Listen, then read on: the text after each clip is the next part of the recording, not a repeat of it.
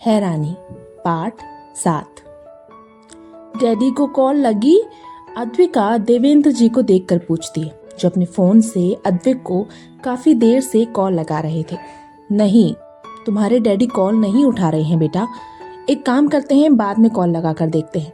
देवेंद्र जी अद्विका को देख कर कहते हैं, नहीं नहीं नहीं, मुझे डैडी से अभी बात करनी है दादू, आप उन्हें अभी फोन लगाओ।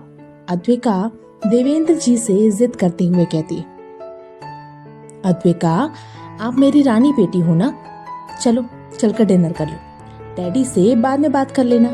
देवेंद्र जी अद्विका को समझाने की कोशिश करते हुए कहते हैं, नहीं, मुझे डैडी से अभी बात करनी है। उन्होंने कहा था जब तक मम्मा बैड बॉयज को मारकर नहीं आती तब तक वो मेरे साथ रहेंगे, फिर वो मुझे छोड़कर क्यों चले गए।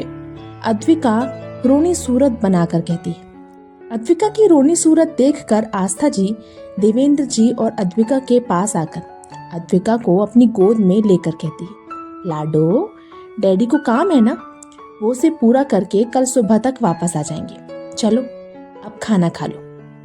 नहीं, मुझे नहीं खाना, कोई मुझसे प्यार नहीं करता। पहले मम्मा अद्विका को छोड़कर चली गई और अब डैडी भी चले गए। अद्विका मुंह बनाकर कहती है और इसी के साथ उसकी आंखों से आंसू बह निकलते हैं। नहीं रानी बिटिया, अद्विका से सब प्यार करते हैं, कोई अद्विका को छोड़कर नहीं गया है। दादू दादी शांति अम्मा सब अद्विका के पास हैं। देवेंद्र जी अद्विका के आंसू पोंछकर कहते हैं, और मम्मा, वो अपनी अद्विका से प्यार नहीं करती, वो मुझे छोड़कर क्यों चली गई दादू। आपको पता है स्कूल में सबकी मम्मा उन्हें लेने आती है, पर मेरी मम्मा नहीं आती। सब मुझ पर हंसते हैं, मेरा मजाक उड़ाते हैं, कहते हैं मैं बैड गर्ल हूँ, इसलिए मेरी मम्मा मुझे छोड़कर चली गई। कहते हुए अद्विका की आंखों से आंसू बह निकलते हैं।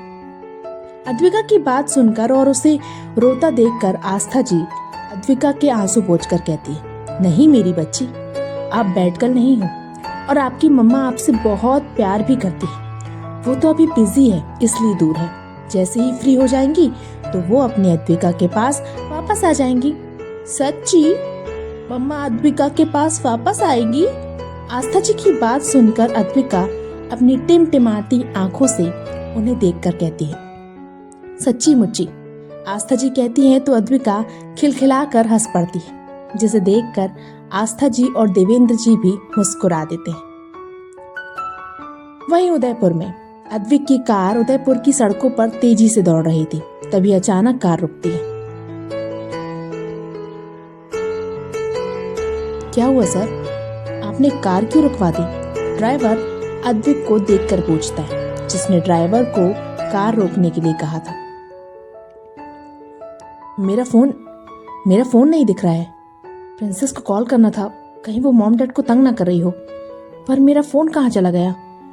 अद्विक कार के अंदर आसपास ढूंढते हुए कहता है, कहीं ऑफिस में तो नहीं छूट गया सर? अद्विक को परेशान देखकर ड्राइवर कहता है, नहीं, ऑफिस से निकलते वक्त वो मेरे साथ ही था, कहीं उस मैनेजर के घर के पास तो नहीं गिर गया? एक काम करो, जल्दी से गाड़ी वापस उस मैनेजर के घर लेकर चलो। अद्विक कहता है तो ड्राइवर कार घुमाकर वापस कौशिक निवास की तरफ बढ़ा देता है।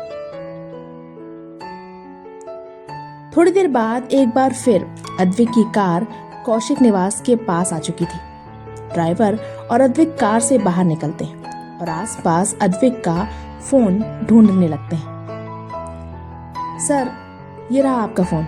ड्राइवर अद्विक के पास आकर उसे उसका फोन देता है, जो उसे पास ही में पड़ा मिला था। अद्विक ड्राइवर से अपना फोन लेकर उसे देखता है तो उसमें देवेंद्र जी के मिस्ड कॉल देखकर कहता है, ओह शिट, डैड के इतने सारे मिस्ड कॉल, कहीं प्रिंसेस ने उन्हें तंग तो नहीं किया? कहकर अद्विक कॉल लगाने लगता है, मगर फिर रुक जाता है। इतना लेट हो गया है, अद्विका सो गई होगी, अब कल ही मिलूंगा उससे, अद्विक अपने मन में कहता है और फोन बंद करके अपने जेब के हवाले कर देता है। सर, क्या अब हम चलें? ड्राइवर अद्विक को खड़ा देखकर पूछता है। चलो, कहकर अद्विक अपनी कार की तरफ बढ़ जाता है। ड्राइवर अद्विक के लिए डोर खोलता है तो अद्विक कार में बैठने लगता है। तभी उसकी नजर उस गली पर जाती है। इतनी दूर आया हूं, उस मैनेजर से नहीं मिला तो क्या हुआ, कम से कम उसका घर तो देख ही सकता हूं। अद्विक उस गली की तरफ देखकर अपने मन में कहता है। क्या हुआ सर? अद्विक को खड़ा देखकर ड्राइवर पूछता है। एक काम करो, तुम यहीं रुको, मैं अभी आता हूं, कहकर अद्विक उस गली की तरफ बढ़ जाता है। वहीं कौशिक निवास के अंदर सागर को अपनी आंखों के सामने हंसते हुए देखकर भी वेदिका कुछ नहीं कर पा रही थी। उसके हाथ पैर सुन्न हो गए थे। उसकी सांसें जैसे उसके गले में घुट रही थी। वेदिका की ऐसी हालत देखकर भी सागर को उससे कोई फर्क नहीं पड़ रहा था, बल्कि वो तो अपनी हवस में अंधा होकर आगे बढ़ता है और साड़ी के पल्लू को वेदिका के सीने से अलग कर देता है। इसी के साथ वेदिका अपनी आंखें बंद कर लेती है और उसकी आंखों से आंसू बह निकलते हैं। वो सागर के चेहरे को अपने चेहरे के करीब आता हुआ महसूस कर सकती थी, लेकिन उसकी इतनी हिम्मत नहीं थी कि वो आंखें खोलकर इस घटिया नजारे को देख भी सके। वहीं अद्विक कौशिक निवास के सामने खड़ा था। वो कौशिक निवास को देखते हुए मन में कहता है, तो ये है कौशिक निवास, उस मैनेजर का घर। देखने तो साधारण ही लग रहा है। खैर, क्या करना, अब तो मैंने उसे निकाल ही दिया है। चलो अद्विक, कल सुबह तक मुंबई भी पहुंचना है, वरना प्रिंसेस पूरा घर सर पर उठा लेगी। एक नजर और कौशिक निवास को देखकर अद्विक खुद से कहता है और अपने कदम पीछे लेकर पलटकर जाने लगता है। अद्विक जा ही रहा था, तभी उसके कानों में किसी के सिसकने की आवाज पड़ती है, जिसे सुनकर उसके कदम रुक जाते हैं। वो आसपास देखता है मगर उसे कोई दिखाई नहीं देता। कुछ सोचकर अद्विक कौशिक निवास के करीब आकर सुनने की कोशिश करता है तो आवाज घर के अंदर से आ रही थी। घर के सभी लोग तो शादी पर गए हैं, तो फिर ये आवाज सुनकर अद्विक अपने मन में कहता है और अनजाने में ही उसके हाथ उस बंद दरवाजे की तरफ बढ़ जाते हैं।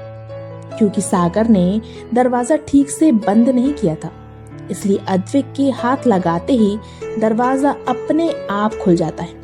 दरवाजा खुलते ही अद्विक के कदम अंदर की तरफ बढ़ जाते हैं और जब वो सामने का नजारा देखता है तो हैरान हो जाता है।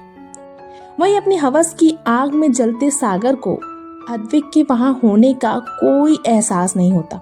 वो तो अपनी हवस को पूरा करने के लिए रोती हुई वेदिका के करीब जाकर अपने होठ उसके होठों की तरफ बढ़ा देता है, लेकिन इससे पहले कि वो अपने होठ वेदिका के होठों पर रख पाता, अद्विक सागर को पीछे से उसकी गर्दन से पकड़कर आगे बढ़ने से रोकता है और खींचकर उसे वेदिका से दूर कर देता है। अचानक किसी के खींचने से सागर संभल नहीं पाता और गिर जाता है। वो गुस्से से अपनी नजरें उठाकर देखता है तो सामने खड़े अद्विक को देखकर हैरान हो जाता है। अद्विक की पीठ वेदिका की तरफ थी। उसने अब तक वेदिका को देखा नहीं था।